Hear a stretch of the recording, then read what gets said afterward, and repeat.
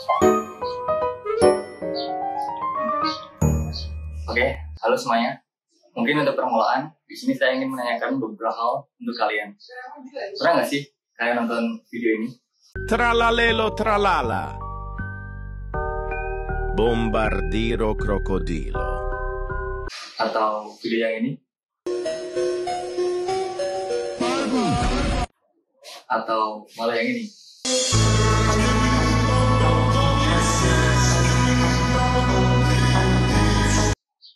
Ya, itu merupakan beberapa contoh konten di media sosial dengan jenis brain rot. Ya, perkenalkan, nama saya Evan Diasnyaritama, biasa dipanggil Evan. Saya dari Teknik Industri Undip semester 6 dengan NIM 084. Di sini saya akan membawakan pembicaraan dengan judul brain rot, yaitu di saat otak kita overload, tapi otak kita kosong.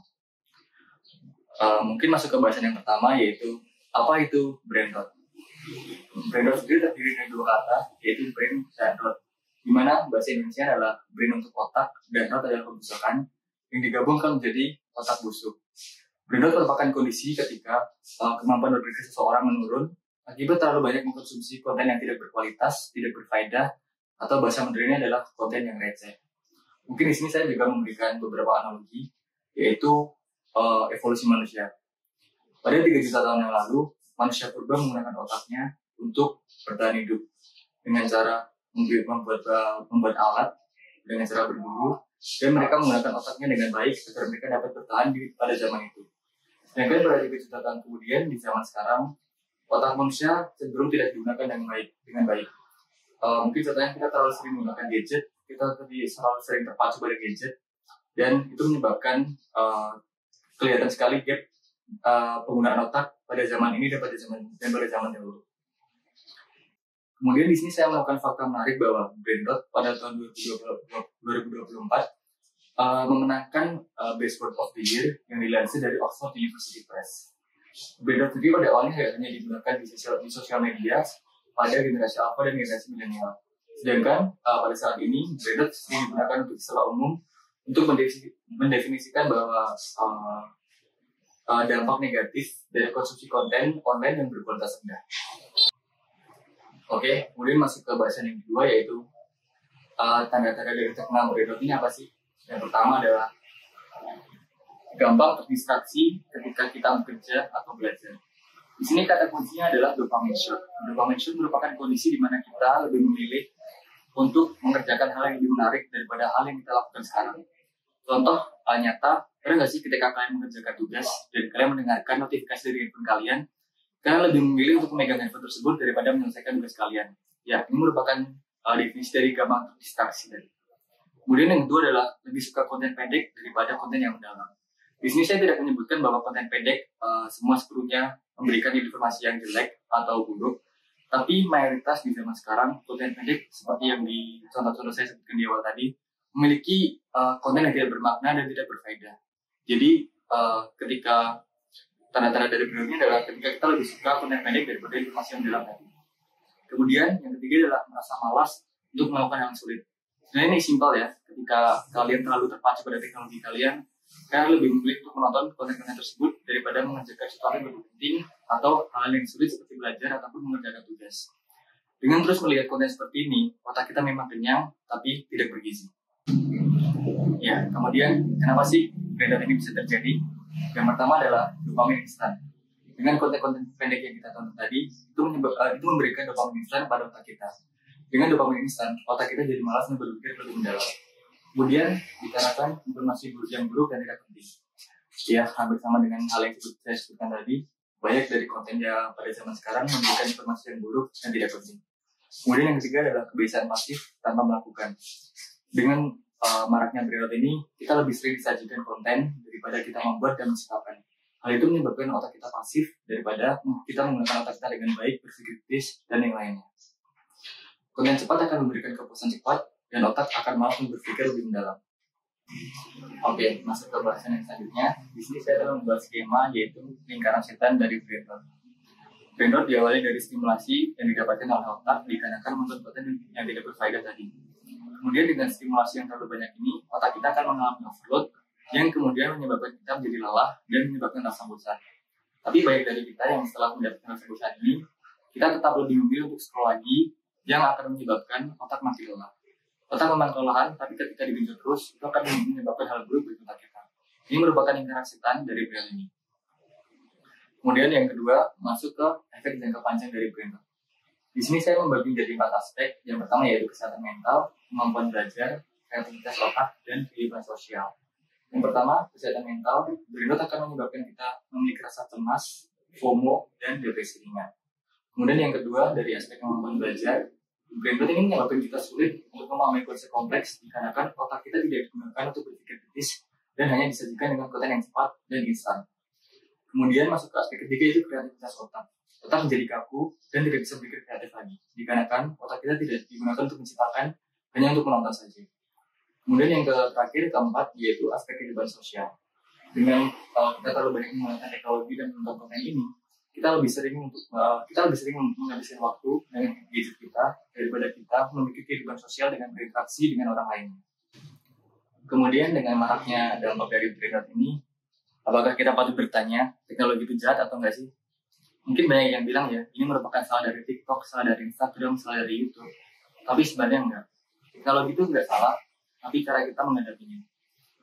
Teknologi itu netral, mungkin saya analogikan dengan pisau ya. Pisau itu bisa digunakan untuk 2 kegunaan, negatif dan positif. Untuk hal yang positif, pisau mungkin bisa kita gunakan untuk membantu kita dalam memasak.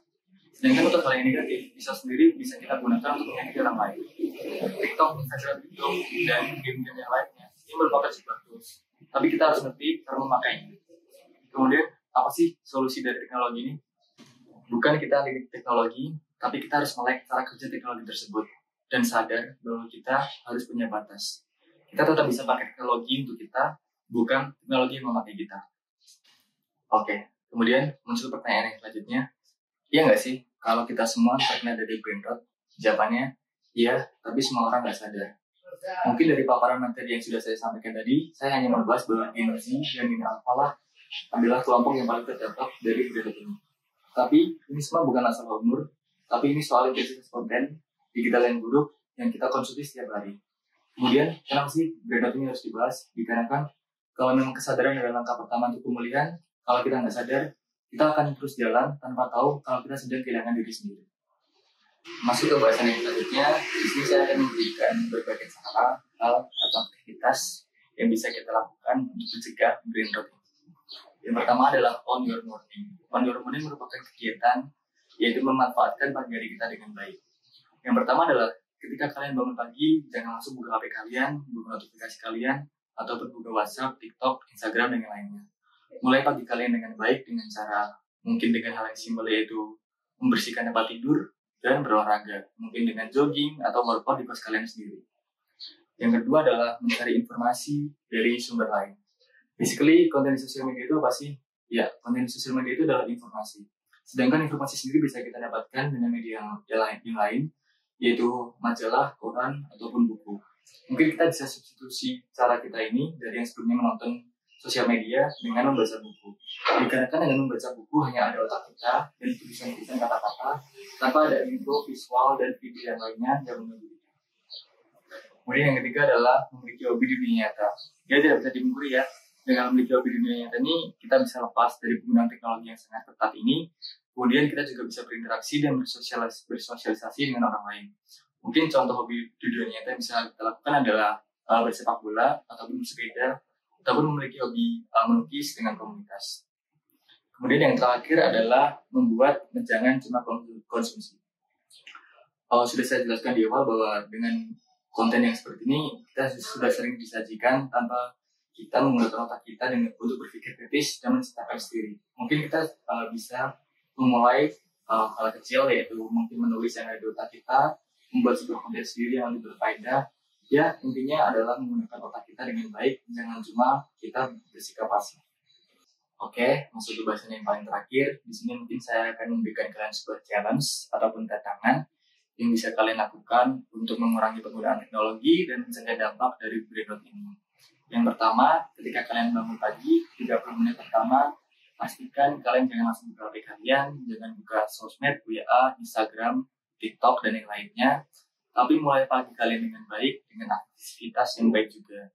Mungkin dengan contoh yang sudah saya sebutkan tadi, kalian bisa mulai dengan hal yang kecil, yaitu membersihkan tempat tidur ataupun berolahraga. Kemudian yang kedua, kalian harus bisa merasa nyaman dengan kegiatan bosan yang kalian lakukan.